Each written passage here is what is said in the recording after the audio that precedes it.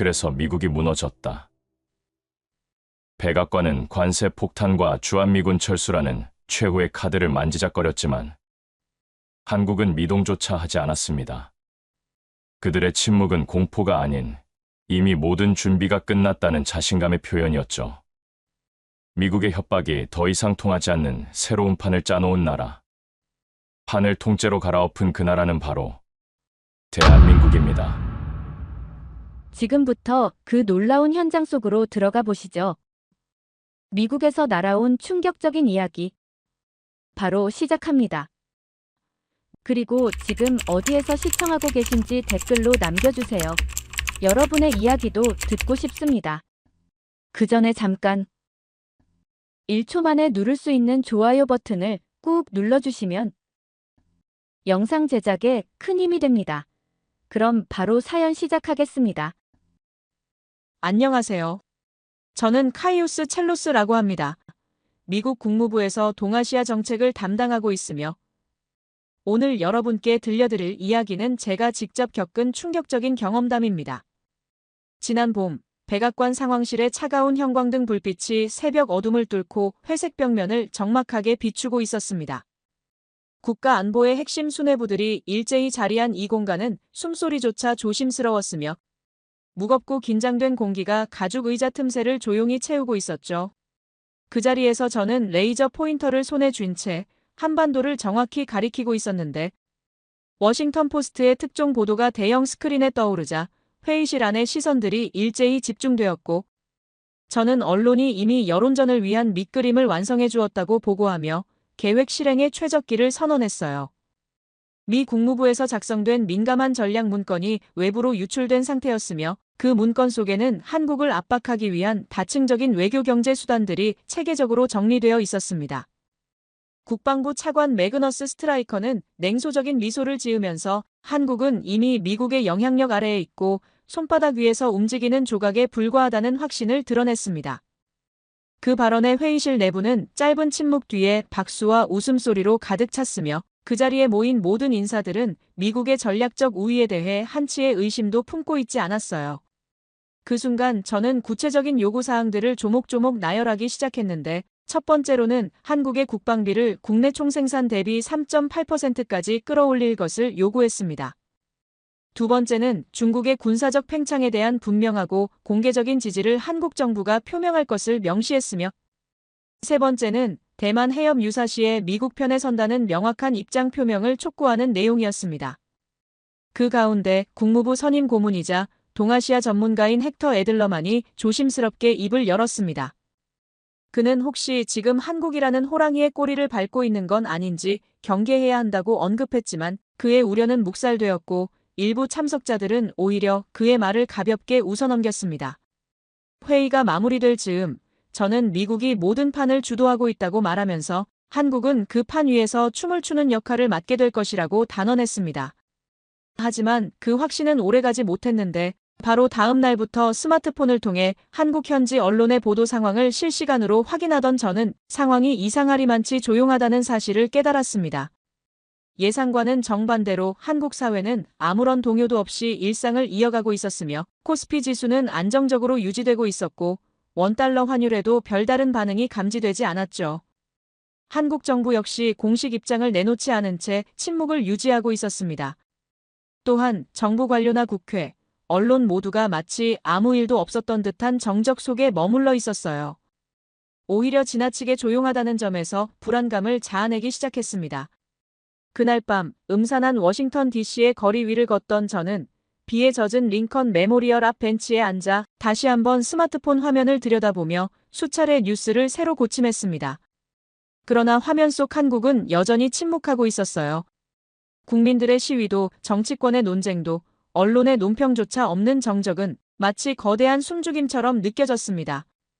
이후 24시간 운영되는 한 카페에서 저는 중앙정보국 소속 정보원과 은밀하게 접촉했는데 정보원은 낮은 목소리로 한국 정부의 반응이 지나치게 정적이며 일반적인 대응 패턴과는 확연히 다르다는 점을 지적했습니다. 통상적으로라면 이 정도 사안이면 국내 여론이 들끓고 외교 채널을 통해 즉각적인 반발이 있었어야 함에도 모든 것이 마치 정해진 각본처럼 조용히 흘러가고 있었어요. 그로부터 하루 뒤 국무부 안보전략국의 실장 레이먼드 커터가 제 사무실을 조용히 찾았습니다. 그는 평소에 과묵하고 신중한 성격으로 알려진 인물이었으며 수십 년간 동북아 정세를 분석해온 전략통으로서 그날도 역시 표정은 무표정했지만 눈빛 속에는 설명하기 어려운 긴장감이 번지고 있었어요. 그는 아무런 수식도 없이 이번 상황이 우리가 설치한 덫이 아니라 오히려 역으로 우리가 걸려든 함정일 수 있다는 의견을 내비쳤는데 그 순간 제 머릿속 깊은 곳에서 처음으로 균열이 일기 시작했습니다. 지금까지의 모든 계산이, 모든 논리가 단단한 신념 위에 구축된 체계였다고 믿었건만 그의 말을 들은 후로는 그 바탕이 허망한 모래성일지도 모른다는 의심이 마음 한켠에서 움트기 시작했어요. 얼마 지나지 않아 해군 전략사령부의 엑셀손 제독이 비공식 보고서를 제출해왔는데 보고서에는 평택 인근 지역에서 포착된 한국군의 비정상적인 군사활동이 기재되어 있었으며 이동 중인 장비의 유형과 작전반 편성 양상이 평시 대비 이례적이라는 분석이 담겨 있었습니다. 보고서를 읽는 순간 저는 설명할 수 없는 불길한 예감에 사로잡혔고 무언가 우리가 인지하지 못하고 있는 거대한 움직임이 조용히 수면 아래에서 전개되고 있다는 느낌이 뇌리를 스쳤습니다. 이러한 감각은 단순한 직감이 아니라 수년간 전략 분석을 수행해온 이로써 체득한 일종의 위기 감지 본능에 가까웠어요. 그 순간 문득 제 마음속 깊이에서 질문 하나가 떠올랐습니다. 왜 한국은 소리를 지르지 않는가? 분명히 비명을 지르고 격렬하게 반응해야 할 타이밍이었음에도 불구하고 한국은 철저히 침묵을 유지하고 있었으며 그 침묵은 날이 갈수록 더욱 두터워지고 있었습니다. 우리가 자랑하던 전략의 가장 큰 균열은 바로 이 예측 불가능한 조용한 대응에서 시작되었어요. 보통의 국가였다면 외교적 항해, 언론의 격렬한 반응, 혹은 민중 시위로 강한 메시지를 보냈을 것입니다. 하지만 한국은 달랐습니다. 그들은 겉으로 아무 말도 하지 않았고 말 없음 속에서 더욱 강한 의지가 느껴졌습니다. 며칠이 흘러도 상황은 달라지지 않았어요. 그날 밤 워싱턴 DC의 어두운 가로등 아래를 걸으며 저는 깊은 자기 회의에 빠져들었습니다. 모든 것이 완벽하게 짜여 있었다고 믿었던 이 전략의 근본이 잘못 설계된 것은 아닌지, 우리가 한국을 오해하고 있었던 건 아닌지, 어쩌면 과거의 이미지에 사로잡혀 지금의 한국을 있는 그대로 바라보지 못했던 것이 아닌가 하는 생각이 들었죠. 중앙정보국에도 관련 사항에 대한 추가 분석을 요청했지만 돌아온 보고서들 속에는 유의미한 정보가 거의 없었습니다. 한국 정부 내부에서 특이한 움직임은 여전히 포착되지 않았으며 내부 소식통들도 고요하다는 표현 외에는 달리 할 말이 없다는 반응을 보이고 있었어요. 그 고요함이야말로 저를 더욱 불안하게 만들었습니다. 무언가 치밀하게 준비되어 있으며 그것이 곧 드러날 것이라는 예감이 뼛속까지 파고들었기 때문입니다. 마치 모든 수를 이미 계산한 자만이 보여줄 수 있는 절제된 침묵 속에서 흐르는 자신감 같은 것이 느껴졌고 한국에 대해 더 깊이 있게 조사해보기로 결심했습니다. 지금까지 우리가 알고 있던 한국과 실제 한국 사이에 큰 차이가 있을 수도 있다는 생각이 들었거든요. 며칠 밤을 새워가며 한국 관련 자료들을 검토했는데 경제 지표부터 군사력 현황까지 모든 것을 다시 살펴봤어요. 그런데 점점 더 이상한 사실들이 드러나기 시작했습니다. 한국의 경제력이 우리가 생각했던 것보다 훨씬 강력했어요. 특히 첨단 기술 분야에서의 영향력이 상당했습니다. 반도체나 배터리 같은 핵심 산업에서 한국이 차지하는 비중이 엄청났으며 군사적 측면에서도 세계 선두권을 달리고 있었습니다. 한국의 방산업체들이 전 세계로 무기를 수출하고 있었고 그 규모가 상당했는데 더 이상 미국에만 의존하는 나라가 아니었던 거예요. 저는 점점 더 불안해지기 시작했습니다. 회의실을 나선 후 저는 워싱턴 외곽의 숙소로 조용히 돌아왔고 방 안에 들어서자마자 창밖으로 펼쳐진 어두운 하늘 아래 백악관 건물의 윤곽이 희미하게 보였습니다. 그날 밤 정적 속에서 홀로 앉아 수십 개의 전략 문건을 되짚어보던 저는 무언가 근본적으로 잘못되어 있다는 생각에서 벗어날 수 없었어요. 과연 우리는 지금 이 시대의 한국을 제대로 바라보고 있는 것일까? 그 물음이 자꾸만 머릿속을 맴돌았습니다. 미국 내부에서조차 점차 불안의 기운이 확산되고 있었습니다. 동료들과의 비공식 회의에서도 한국 정부의 침묵이 단순한 회피가 아니라 철저히 계산된 전략적 응답일 수 있다는 견해가 조심스럽게 제기되기 시작했습니다. 하지만 그 누구도 아직 공개적으로는 인정하지 않았어요. 한국이라는 변수에 대해 미국 정부는 여전히 오만한 확신에 사로잡혀 있었던 것입니다. 그러나 저는 더 이상 과거의 시각에 갇혀 있을 수 없었고, 마치 두 개의 세계가 존재하는 듯한 이 괴리감은 직접 눈으로 보기 전에는 결코 해소되지 않을 것이라는 결론에 도달했습니다. 그리하여 마침내 저는 한국으로의 출장을 요청했어요. 현지 실사라는 명분을 내세웠지만 그 실체는 제가 안고 있던 깊은 회의와 의심을 스스로 검증하고자 하는 내면의 결단이었죠. 시간이 정말 훌쩍 지나갔습니다. 일주일 뒤 자료 수집할 목록들과 함께 인천국제공항에 도착했어요. 창밖으로 펼쳐진 한국의 하늘은 투명하고 맑았으며 첫 발을 내디딘 순간부터 이 땅의 질서와 정동감이 절묘하게 감지되었습니다. 도착장을 나서자 국가안보실 산하정책기획팀 소속의 고위공직자 최강혁 팀장이 직접 마중을 나와 있었어요. 그의 등장은 다소 의외였으며 보통이라면 수행 직원 정도가 맞이하는 수준에서 그칠 일이었지만 이처럼 핵심 정책 설계자가 직접 모습을 드러낸 것은 그 자체로 강한 메시지였습니다. 최 팀장은 유창하고 정확한 영어로 제 방한 일정 동안 전폭적인 협조를 아끼지 않겠다는 의사를 조용히 밝혔으며 그의 말투와 태도는 절제되어 있었지만 그 속에는 분명히 자신감과 기품이 묻어 있었습니다.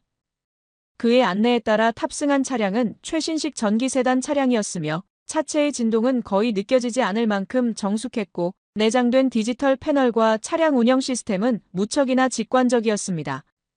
차량이 고속도로로 진입하자마자 저는 또 하나의 이질적인 경험을 하게 되었는데 톨게이트를 정차 없이 그대로 통과한 것입니다. 저는 즉시 이것이 한국의 하이패스 시스템이라는 설명을 들을 수 있었습니다. 물론 미국에도 이와 유사한 이패스가 존재하긴 하지만 주마다 운영 방식이 달라 시스템 간 호환성이 현저히 떨어지는 현실과 비교하면 한국의 통합된 시스템은 그 자체로 하나의 혁신이었습니다. 최 팀장은 이 시스템이 전국 모든 고속도로에 동일하게 적용되어 있으며 운전자들이 혼선 없이 고속주행을 유지할 수 있도록 설계되었다고 조용히 설명했습니다. 실제로 느껴지는 주행의 쾌적함은 놀라웠어요. 주마다 제각기 다른 시스템에 익숙한 미국인 입장에서는 이처럼 일관된 체계 속에서의 도로 주행이 주는 효율성에 큰 충격을 받을 수밖에 없었습니다. 게다가 고속도로 바닥에는 분홍색과 녹색으로 구분된 유도선이 정교하게 그려져 있었으며 이 색깔 유도선은 차로 간 구분뿐 아니라 진입 진출 경로, 주의 구간, 속도 조절 시점을 명확하게 안내하고 있었고 최강혁 팀장은 이 유도선이 한국도로공사의 한 실무 직원이 교통사고 데이터를 분석하던 중 제안한 아이디어에서 비롯되었다고 알려주었어요. 또한 유도선 도입 이후 전국적으로 교통사고율이 약 27% 감소했다고 말했죠. 서울시 일부 교차로에서는 사고율이 무려 50% 가까이 줄어드는 등 작은 아이디어 하나가 가져온 실질적 변화에 대한 구체적 사례들이 줄줄이 이어졌어요.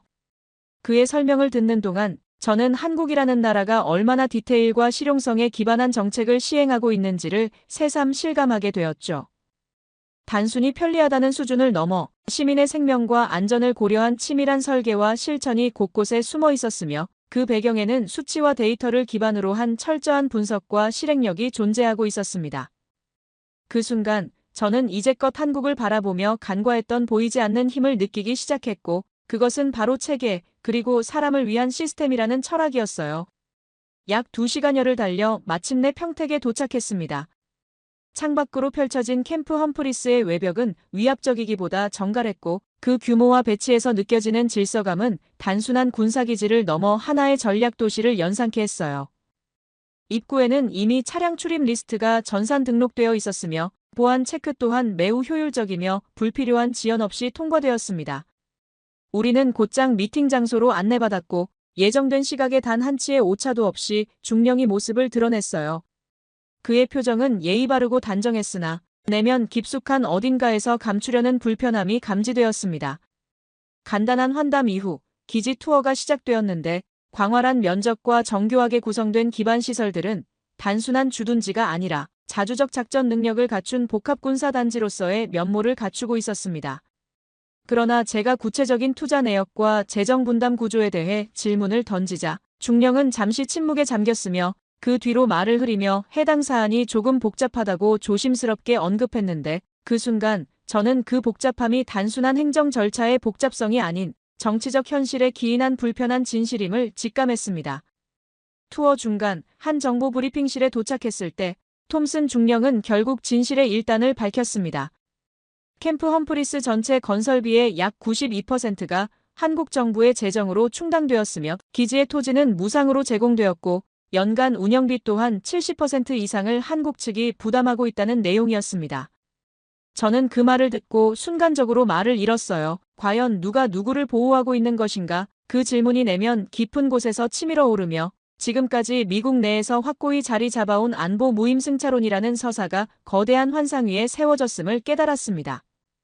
무너진 것은 단지 이론이나 전략이 아니라 그 이론을 뒷받침하던 국가적 자부심이라는 이름의 자기 확신이었어요. 톰슨 중령은 이어서 본인과 동료들이 한국에 주둔하며 체감하는 삶의 질에 대해 조심스럽게 언급했는데 그는 사적인 고백이지만 가족들이 한국에서의 생활을 무척이나 만족스러워하고 있다는 사실을 말했습니다. 그의 부인은 서울 외곽의 외국인 커뮤니티와 연결된 문화 교류 프로그램에 정기적으로 참여하고 있었고 자녀들은 인근 국제학교에서 한국어와 영어를 동시에 배우며 안정적인 교육 환경을 누리고 있었습니다. 여름이면 부산의 해운대나 강원도의 설악산으로 여행을 떠나고 겨울이면 제주도의 온화한 기후 속에서 관광과 온천을 즐기는 일상이 반복되었다고 했어요. 그는 한국에서의 생활이 단순히 군사주둔을 넘어 하나의 삶의 터전으로서 정착해가고 있으며 주변 동료들 역시 대부분 같은 생각을 갖고 있다는 점을 덧붙였어요. 무엇보다 그는 한국 음식의 다양성과 품질, 그리고 일상생활의 청결함과 특히 치안의 안정성을 가장 높이 평가하고 있었으며 가족들 모두가 다시 미국으로 돌아가는 것이 오히려 불편하게 느껴질 정도라고 고백했다고 전했습니다. 그 말을 듣는 순간 제 안에 남아있던 마지막 방어선조차 무너져 내렸습니다. 전 세계 최강의 군대를 자처하는 미군이 실제로는 이토록 정교한 한국의 시스템에 기댄 채 무료 입주자처럼 머물고 있다는 현실은 저에게 있어 첫 번째의 실존적 충격이자 오랫동안 유지되어 온 인식체계 전체가 전복되는 세계관 붕괴의 순간이었어요. 저는 활주로 옆 벤치에 조용히 앉아 있었습니다. 이제껏 동맹국이라는 미명 아래 우리가 주장해온 보호자와 피보호자의 구도, 그 프레임 자체가 허상일지도 모른다는 깨달음은 이보다 더 무거운 진실은 없었습니다. 톰슨 중령과 식당에서 점심을 먹은 후 우리는 다음 스케줄인 세종시로 이동하기 시작했습니다. 그런데 눈치 없이 아랫배가 슬슬 아파오기 시작했어요. 가는 길에서 갑자기 배가 아파서 화장실 용물을 보고 싶어진 것이죠. 미국 같았으면 광활한 갓길에 차량을 세우고 어찌할 바를 몰라 했겠지만 최강혁 팀장은 한국에는 졸음쉼터라는 제도가 전국 고속도로 곳곳에 마련되어 있다고 조용히 말했습니다. 그로부터 몇 분이 채 지나지 않아 우리는 깔끔하게 정돈된 쉼터에 진입했습니다. 그곳은 단순한 휴식 공간이 아닌 운전자의 긴장을 풀고 생리적 욕구를 안전하게 해소할 수 있는 완비된 소형 복합 공간이었어요. 깨끗한 화장실, 넓은 진입로, 자동 제어 시스템이 갖춰진 조명 설비까지 그 어느 것 하나 소홀하지 않았으며 작은 공간 속에 국가가 국민을 어떻게 대하느냐에 대한 철학이 고스란히 담겨 있었습니다. 덕분에 몸도 마음도 편안해진 저는 다시 차량에 탑승했고 최 팀장은 이 제도 시행 이후 졸음운전으로 인한 사망사고가 약 36% 감소했다는 교통안전공단의 통계 자료를 말해주었어요. 그 말이 제 마음속에 잔잔한 충격으로 다가왔습니다. 단지 도로 위에 쉼터 몇 개를 설치한 것이 아니라 수많은 생명을 구한 실천의 결과가 바로 눈앞에 존재하고 있었던 것입니다.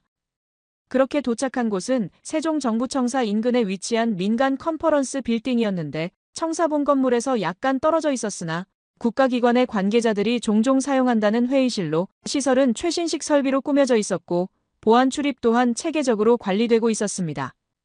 모든 참석자가 입장한 순간 자동으로 프로젝터가 가동되었고 자료를 설명한 인물은 정책기획팀 소속의 박영만 정책분석관이었어요. 그는 조용하지만 명확한 어조로 오늘 제공되는 자료는 모두 공개 가능한 공식 통계임을 강조하며 프레젠테이션을 시작했습니다.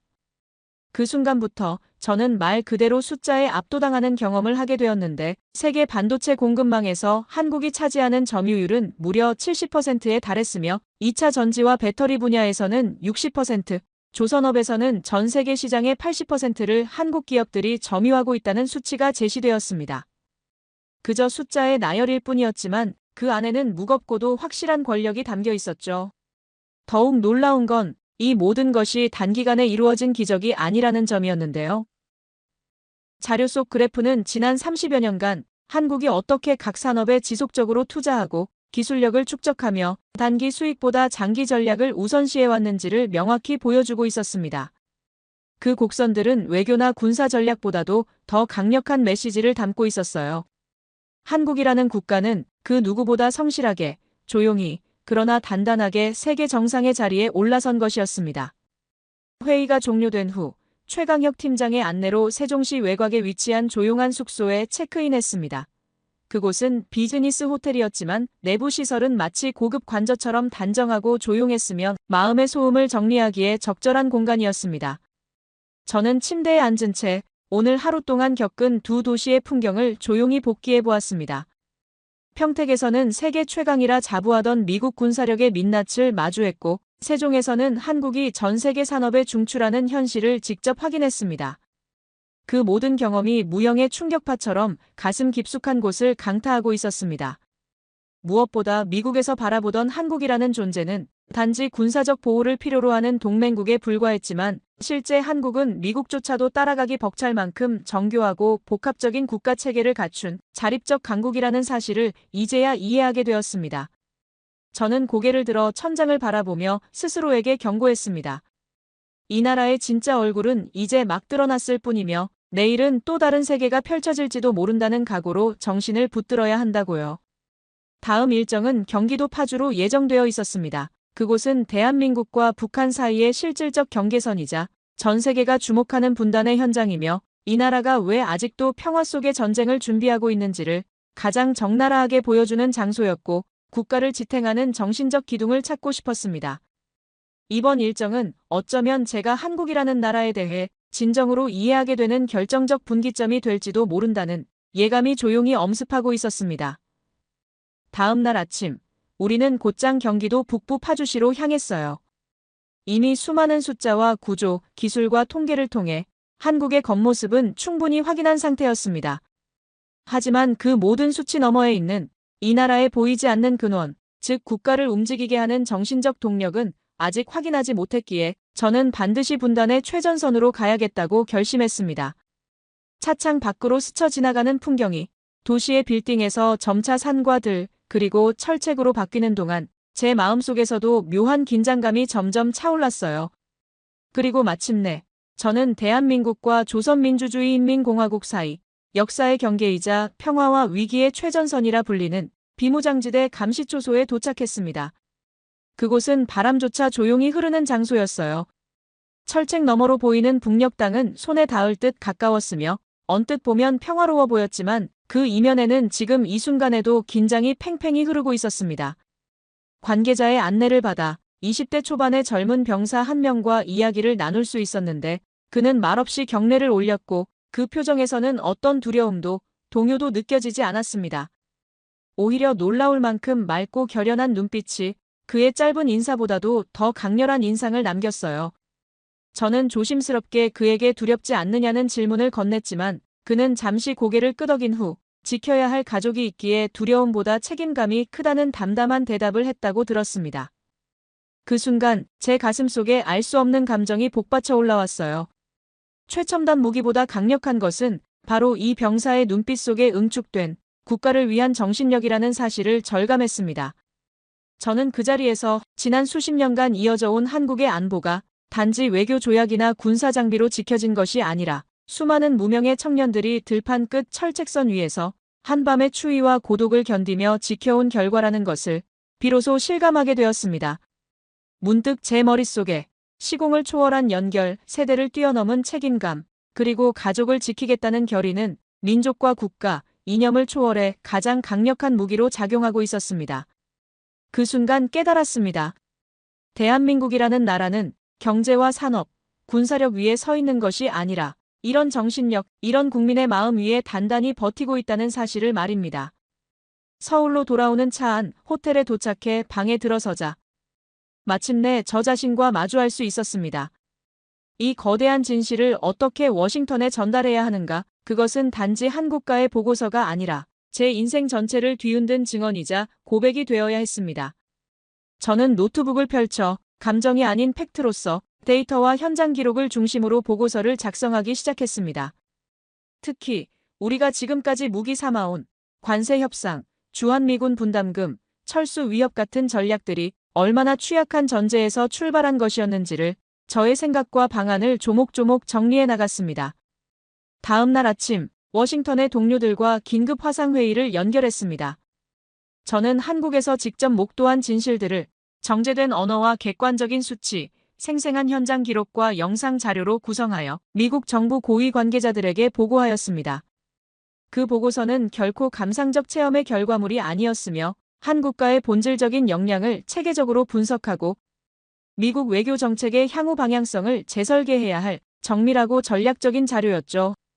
예상대로 화상회의 화면 속 인물들의 표정은 당황, 의심, 침묵, 그리고 이해되지 않은 갈등의 감정으로 얼룩져 있었는데 특히 매그너스 국방부 차관은 제가 현지 분위기에 휘말렸다는 식의 간접적인 의혹을 제기하며 모든 자료를 신중하게 검토해야 한다고 주장했습니다. 저는 감정이 아닌 데이터로, 관찰이 아닌 구조적 분석으로 대응했어요. 산업 통계, 예산 구조, 무기 수출 실적, 그리고 주한미군 관련 합의 문서와 방위 조약 조항을 조목조목 인용하며 현장의 현실을 조용하지만 단호하게 전달했습니다. 회의는 결론 없이 마무리되었지만 저는 그 자리를 나서며 확신했습니다. 이 문제는 결코 문서나 화상으로 설명될 수 있는 수준의 사안이 아니며 직접 백악관에 입장하여 대면 보고를 통해 입체적 설득을 해야만 한다는 결심을 굳혔습니다. 그로부터 하루 뒤 워싱턴 덜레스 공항에 도착한 저는 곧장 백악관 상황실로 향했어요. 몇 주 전 제가 오만하게 대한민국은 우리가 주도할 수 있다고 선언했던 바로 그 공간이었습니다. 그러나 이번에는 달랐어요. 그 공간은 더 이상 익숙하거나 편안한 곳이 아니었습니다. 오히려 지난 오판을 마주하는 엄숙한 자성의 공간이었습니다. 고위 간부들이 포함한 국가안보팀이 참석한 특별회의에서 저는 준비해온 보고서를 조용히 꺼내 펼쳤고 첫 장에는 이렇게 적혀 있었습니다. 지배할 수 없는 파트너와는 협력하는 것이 유일한 해법입니다. 회의는 정적 속에서 시작되었습니다. 발언권을 얻은 저는 지금까지의 대외 전략이 얼마나 시대 변화에 둔감했는지 그리고 한국이라는 국가에 대한 구조적 이해 부족이 얼마나 위험한 전제를 만들어 왔는지를 구체적 사례와 함께 설명했어요. 특히 강조한 내용은 주한미군 철수를 협상의 카드로 활용하려 했던 구상, 통상 압박을 위한 관세 무기화 시도, 중국 견제를 명분으로 한국의 일방적 지지를 요구했던 방식들이 모두 전략적 파탄의 씨앗이 되고 있다는 점이었습니다. 회의 초반에는 여전히 회의적인 시선이 감돌았지만 곧 헥터 국무부 선임 고문이 조용히 고개를 끄덕이며 제가 지적한 내용 중 다수가 초기 회의 단계에서 자신이 제기한 우려와 일치한다고 언급했습니다. 이어 엑셀 제독은 한국은 단순한 지정학적 자산을 넘어 군사력과 기술력, 경제력, 그리고 공동체 의식까지 갖춘 자립형 전략국가로 성장해 있음을 더 이상 부정할 수 없다고 인정했어요. 저는 마지막으로 가장 강한 동맹은 지배가 아닌 상호 존중에서 시작된다고 강조했습니다. 한국은 더 이상 외교적 영향력의 대상이 아니라 정책 설계의 동등한 주체로 함께 논의되어야 할 파트너이며 지금이야말로 한미동맹의 근본 구조를 재설계할 결정적 시점이라는 점을 역설했습니다. 이에 따라 주한미군 철수 가능성은 협상 카드가 아닌 전면 재검토 대상으로 재분류되었고 관세 무기화 전략 역시 동맹 신뢰를 훼손할 수 있는 민감 사안으로 지정되어 외교적 조율이 필요한 항목으로 전환되었습니다. 회의가 끝난 후 창밖으로 펼쳐진 워싱턴의 회색 하늘을 바라보며 저는 길고 깊은 숨을 내쉬었습니다.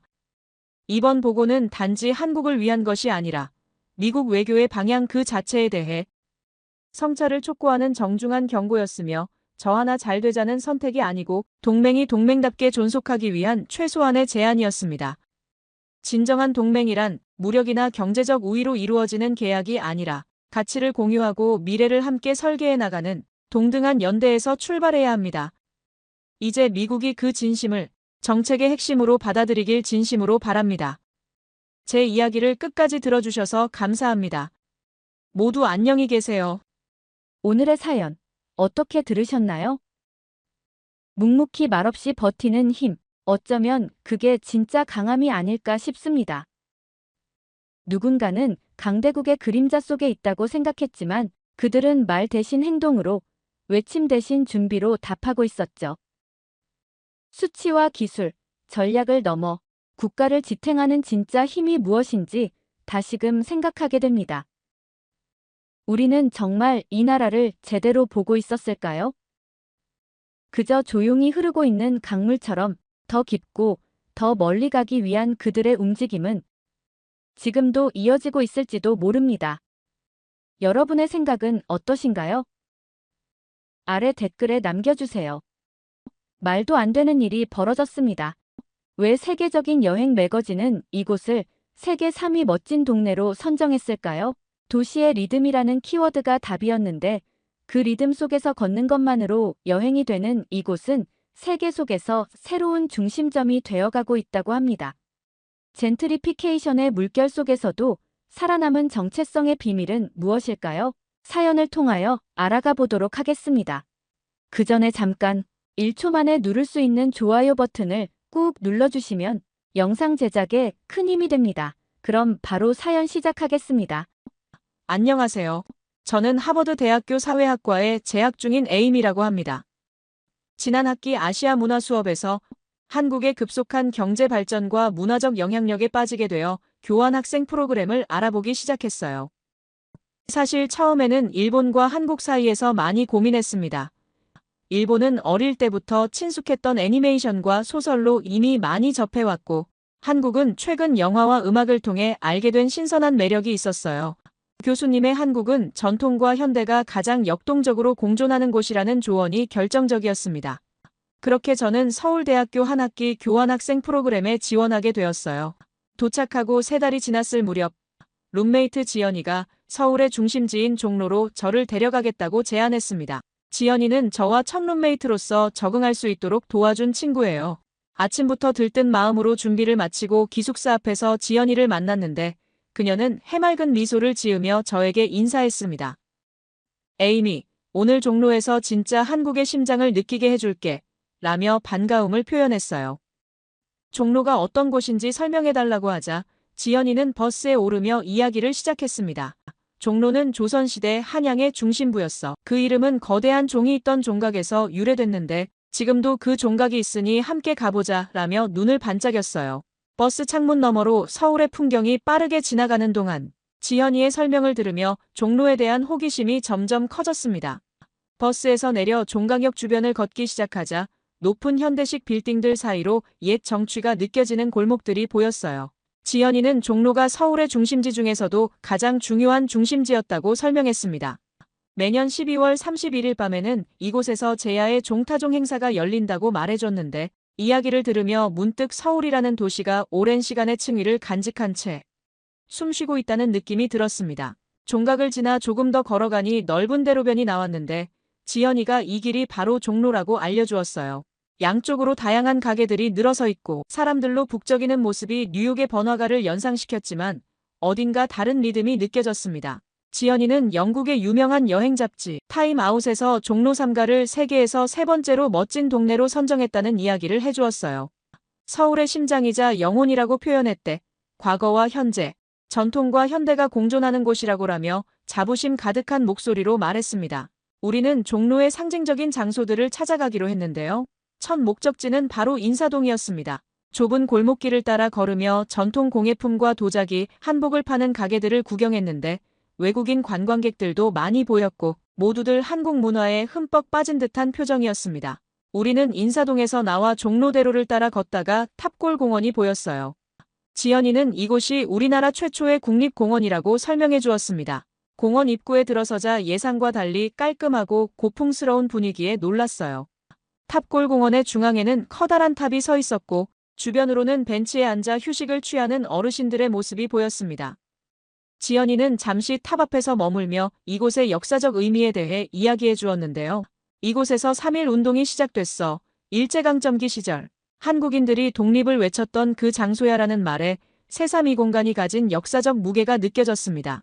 공원을 둘러보는 동안 문득 일본인 관광객 무리가 우리 옆을 지나가며 나누는 대화가 들렸어요. 일본어를 조금 알아듣는 지연이의 표정이 굳어지는 것을 보았습니다. 무슨 일인지 물어보니 그 관광객이 이곳은 우리가 근대화시켜준 공원이라고 말했다고 해요. 지연이의 눈빛이 순간 날카로워졌지만 이내 깊은 숨을 들이쉬며 차분하게 말했습니다.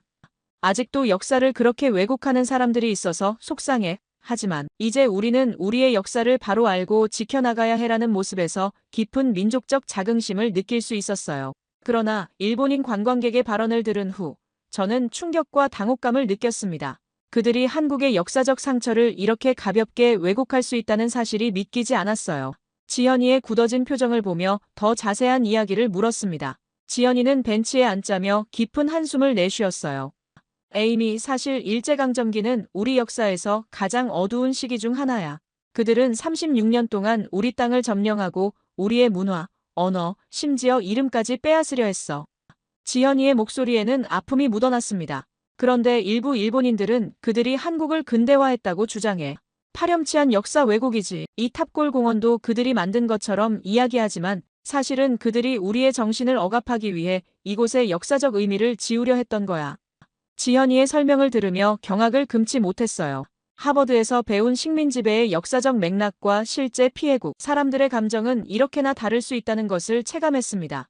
마치 하늘과 땅 차이처럼 느껴졌어요.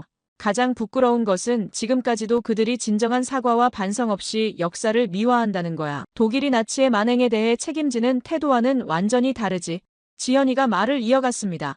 그래도 우린 결국 독립을 쟁취했고 이제는 그들보다 문화적으로도 세계적 위상을 높이고 있어. K-팝, 영화, 드라마, 이런 소프트 파워는 또 다른 형태의 승리라고 생각해. 저는 지연이의 말에 깊이 공감했어요.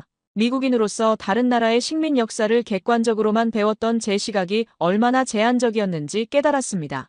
그 속의 진실은 교과서가 아닌 당사자들의 이야기에서 찾아야 한다는 것을 느꼈어요. 탑골 공원을 나서며 지연이가 말했습니다. 하지만 우리는 미워하지 않아. 그저 역사의 진실을 인정하고 서로 존중하는 관계가 되길 바랄 뿐이야. 그게 진정한 평화의 근본이라고 생각해. 그 말에 저는 깊은 존경심을 느꼈어요. 상처 속에서도 희망을 품는 지연이의 모습이 아름답게 느껴졌습니다. 대화를 하면서 종묘로 발걸음을 옮겼는데요. 그녀는 종로의 지명에 대해 더 설명해 주었습니다. 한국의 도시 이름들은 대부분 주자 돌림에서 유래됐어. 예를 들면 경상도는 경주와 상주, 전라도는 전주와 나주, 충청도는 충주와 청주처럼 이런 방식으로 지역의 특성을 담아냈지. 언어와 지명에 담긴 문화적 맥락이 흥미로웠어요. 종묘에 도착하자 거대한 돌담이 우리를 맞이했습니다. 입장료를 내고 안으로 들어서니 넓고 고요한 공간이 펼쳐졌어요. 지연이는 이곳이 조선 왕조의 역대 왕과 왕비의 위패를 모시는 사당이라고 설명했습니다. 경건한 분위기가 온몸을 감쌌는데요. 종묘를 걷는 동안 지연이가 중앙의 길을 가리키며 저기는 신이 다니는 길이라서 우리는 밟으면 안 되라고 말했습니다. 그런데 갑자기 제 앞에서 걷던 외국인 관광객이 그 신의 길로 걸어가는 것을 보았어요. 직감적으로 잘못된 행동임을 느꼈고 무의식적으로 그쪽으로 다가가 익스큐즈미라고 말을 걸려던 찰나 지연이가 먼저 다가갔습니다. 지연이는 부드럽게 그 관광객에게 다가가 손짓과 영어로 설명했어요. 그 외국인은 놀란 표정으로 즉시 길 옆으로 비켜섰습니다. 그 모습을 보며 문화적 존중과 이해가 얼마나 중요한지 다시 한번 깨달았어요. 종묘 안에서는 특별한 느낌이 들었습니다. 현대적인 고층 빌딩들 사이에 이런 역사적 공간이 보존되어 있다는 것이 신기했어요. 그리고 똑같이 보이는 건물들 사이에서도 각각의 의미와 이야기가 있다는 지연이의 설명에 귀를 기울였습니다. 이곳은 단순한 관광지가 아니라 한국인들의 정신적 뿌리와 연결된 살아있는 역사였어요. 종묘를 나오는 길에 지연이가 살짝 웃으며 말했습니다. 이제 우리 현대적인 종로도 보여줄게. 서술락일과 익선동은 요즘 젊은이들이 많이 찾는 힙한 동네야. 그 말에 저는 호기심 가득한 눈으로 고개를 끄덕였어요. 전통과 현대가 공존하는 종로의 또 다른 모습을 기대하며 발걸음을 옮겼습니다. 지연이가 종로의 카페 문화를 경험해보자고 제안했어요. 종로 대로변에 있는 유명한 카페에 들어가니 실내는 세련된 인테리어와 함께 다양한 연령층의 사람들로 북적였습니다. 저는 아메리카노를, 지연이는 라떼를 주문했어요.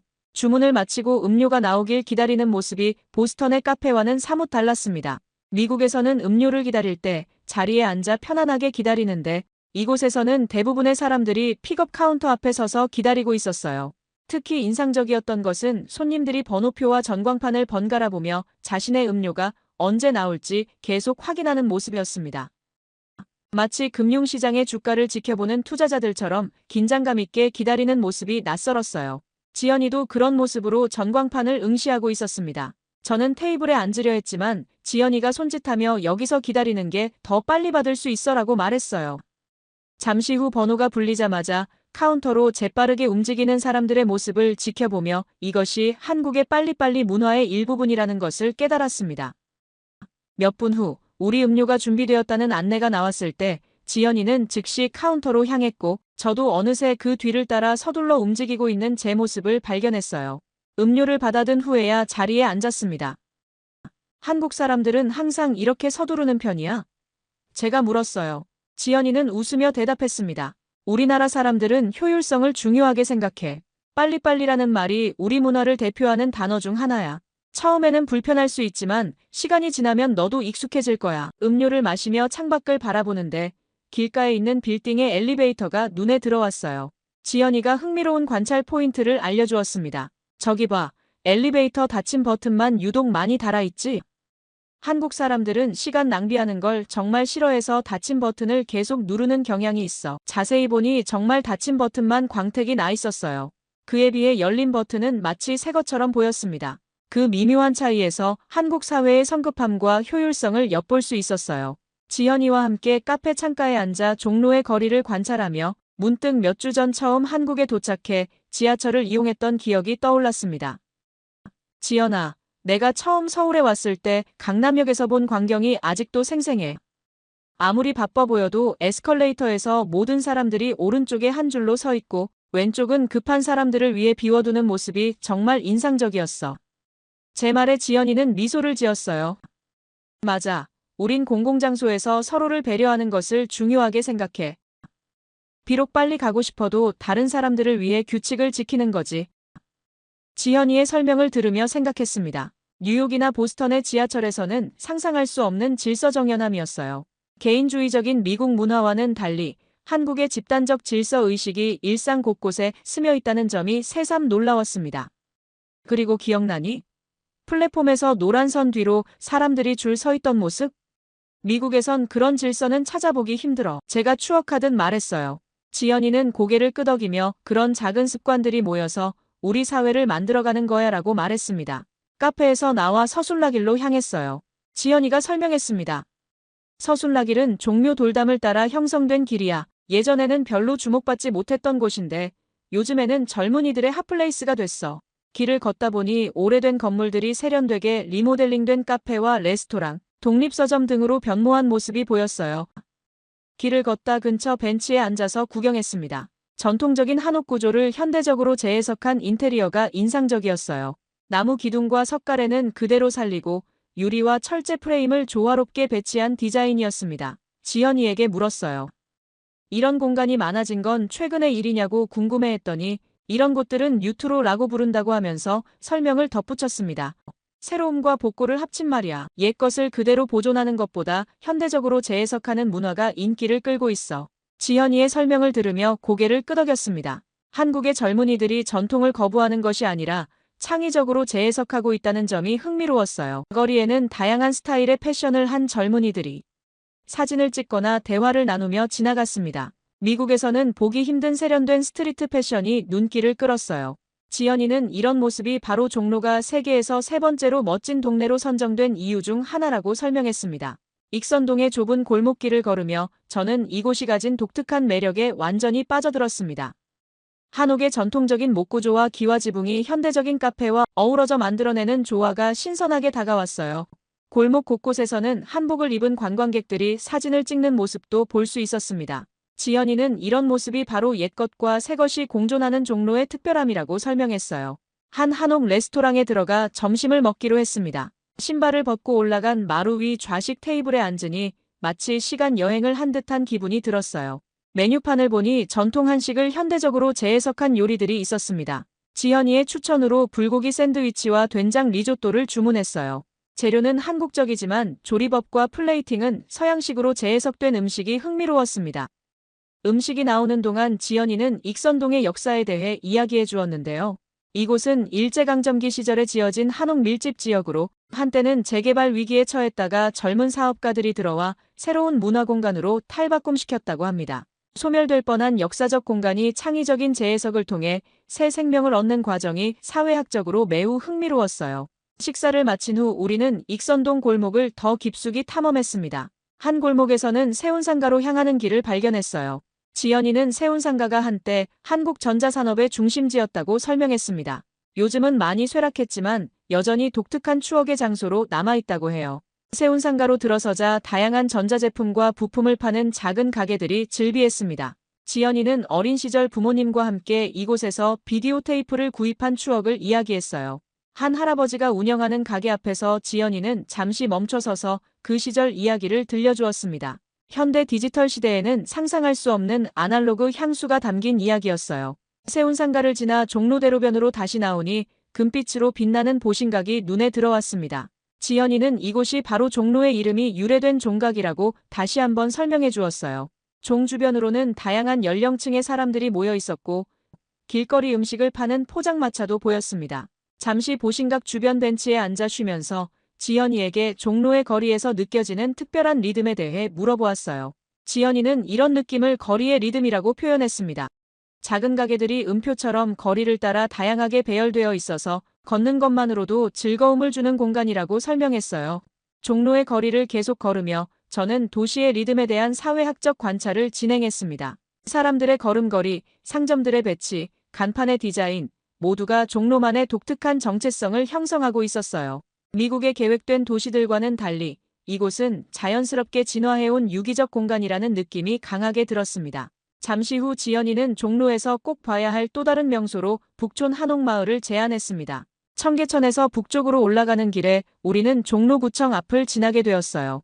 북촌으로 향하는 길에 어둑해지는 하늘을 보며 저는 종로의 밤문화도 경험해보고 싶다는 생각이 들었어요. 지연이는 해가 지면 종로의 분위기가 또 다르게 변한다고 했습니다. 낮에는 역사와 문화의 중심지였다가 밤이 되면 젊은이들의 활기찬 에너지로 가득 차는 곳이라고 해요. 사회학도로서 도시의 이런 다양한 얼굴을 관찰할 수 있는 기회가 기대되었습니다. 저는 문득 하루 종일 종로를 걸으며 느꼈던 감정들을 정리해 보았습니다. 인사동, 종로길, 종묘 주변 서술락길, 익선동까지 이렇게 오랫동안 걸었는데도 전혀 지루하지 않았다는 사실이 신기했어요. 오히려 발걸음을 옮길 때마다 새로운 발견과 놀라움이 계속되어 시간 가는 줄 몰랐습니다. 미국에서라면 이렇게 하루 종일 같은 지역을 걸으며 구경했다면 분명 지루함을 느꼈을 텐데 종로는 달랐어요. 이런 생각을 지연이에게 말하자 그녀는 고개를 끄덕이며 미소를 지었습니다. 우리는 잠시 북촌으로 향하는 계단에 앉아 쉬어가기로 했어요. 지연이는 이런 종로의 매력에 대해 설명하기 시작했습니다. 그녀에 따르면 하버드에서 도시계획을 공부하는 한국인 선배로부터 들은 이야기가 있다고 해요. 도시는 무엇으로 사는가라는 제목의 책에서 읽은 내용인데 어째서 한때 번화했던 가로수길이나 강남대로가 점차 재미없어지고 지루해졌는지를 건축가의 관점에서 설명한다고 했습니다. 지연이의 설명을 들으며 저는 깊이 공감했어요. 그것은 바로 거리의 리듬 때문이라는 것입니다. 상점들이 마치 악보 위의 음표들처럼 다양하게 배열되어 있어서 이런 재미있는 가게, 저런 신기한 가게가 들쑥날쑥 몇 발자국마다 거리를 따라 쭉 있게 되면 그 길을 걷는 동안 우리의 마음도 계속 흥미가 돋고 그저 걷는 것만으로도 즐겁고 작은 여행이 된다는 거예요. 지연이는 계속해서 설명했습니다. 그런데 이런 지역이 인기를 얻으면서 땅값이 높아지고 대기업들이 땅과 건물을 사들여 다 밀어버리고 획일적인 거대 빌딩과 매장들로 채우게 된다는 거예요. 이른바 젠트리피케이션 현상 때문에 거리가 생기를 잃고 결국 사람들도 점차 찾지 않게 된다는 겁니다. 이 설명을 들으며 보스턴의 몇몇 지역이 떠올랐어요. 한때 예술가들로 북적이던 곳들이 대형 프랜차이즈와 고급 아파트로 바뀌면서 특색을 잃어버린 지역들 말이죠. 하지만 여기 종로 3가 주변은 아직도 90년대 말 한국처럼 거리의 리듬이 살아있어. 거리마다 각자의 이야기가 있고 무엇보다 서울 도심 한가운데 이런 낭만이 살아있는 멋진 곳이지. 지연이의 말에 저는 깊이 공감했습니다. 영국 유명 여행 잡지 타임아웃이 이곳을 세계에서 세 번째로 멋진 동네로 선정한 이유를 이제야 온전히 이해할 수 있었어요. 대화를 하며 가파른 골목길을 올라가니 서울의 전경이 한눈에 들어왔는데 빽빽한 현대식 빌딩 숲 사이로 종묘와 경복궁의 기와지붕이 보였습니다. 이런 전통과 현대의 조화로운 공존이 서울만의 독특한 매력이라는 생각이 들었어요. 북촌에 도착하자 정갈하게 정돈된 한옥들이 줄지어 있었습니다. 지연이는 이곳이 조선시대 양반들이 살던 고급 주택가였다고 설명했어요. 우리는 좁은 골목길을 따라 걸으며 아름다운 한옥들을 감상했습니다. 담장 너머로 보이는 한옥의 처마와 마당, 돌담과 문살의 아름다움에 빠져들었어요. 저녁 무렵의 북촌은 또 다른 매력을 품고 있었는데 노을빛에 물든 기와지붕과 돌담이 마치 동화 속 풍경 같았습니다. 어두워지기 시작하자 거리의 분위기가 서서히 바뀌었어요. 간판들이 하나둘 불을 밝히기 시작했고 퇴근하는 직장인들과 데이트를 즐기는 연인들로 거리가 북적이기 시작했습니다. 지연이는 종로의 유명한 맛집으로 저를 안내했어요. 좁은 골목에 위치한 그 식당은 겉으로 보기에는 소박했지만 안은 사람들로 가득 차 있었습니다. 저녁 식사로 우리는 해물파전과 막걸리를 주문했어요. 지연이는 비 오는 날에는 파전에 막걸리가 최고라고 말했습니다. 비록 오늘은 맑은 날이었지만 이 조합이 한국 사람들에게 특별한 의미가 있다고 해요. 해물파전의 바삭한 겉면과 부드러운 속, 그리고 새콤달콤한 막걸리의 조화가 정말 훌륭했습니다. 식사를 하며 지연이는 종로의 역사적 변천사에 대해 더 자세히 이야기해 주었는데 조선시대부터 지금까지 종로가 어떻게 서울의 중심지로 자리매김해 왔는지, 일제강점기와 한국전쟁을 거치며 어떤 변화를 겪었는지 들을 수 있었습니다. 사회학도로서 도시의 변화와 지속성을 실제 사례를 통해 배울 수 있어 매우 흥미로웠어요. 식사를 마치고 우리는 다시 거리로 나와서 익선동의 한 루프탑 바에 올라갔어요. 그곳에서 바라본 서울의 야경은 정말 환상적이었습니다. 현대적인 고층 빌딩들의 불빛 사이로 종로의 역사적 건물들이 은은하게 빛나고 있었어요. 이 광경을 보며 저는 종로가 가진 독특한 매력에 다시 한번 감탄했습니다. 루프탑에서 칵테일을 마시며 지연이와 저는 종로의 미래에 대해 이야기를 나눴어요. 낮에는 역사와 전통의 중심지였다가 저녁에는 현대적이고 활기찬 문화공간으로 변모하는 이 도시의 유연성이 놀라웠어요.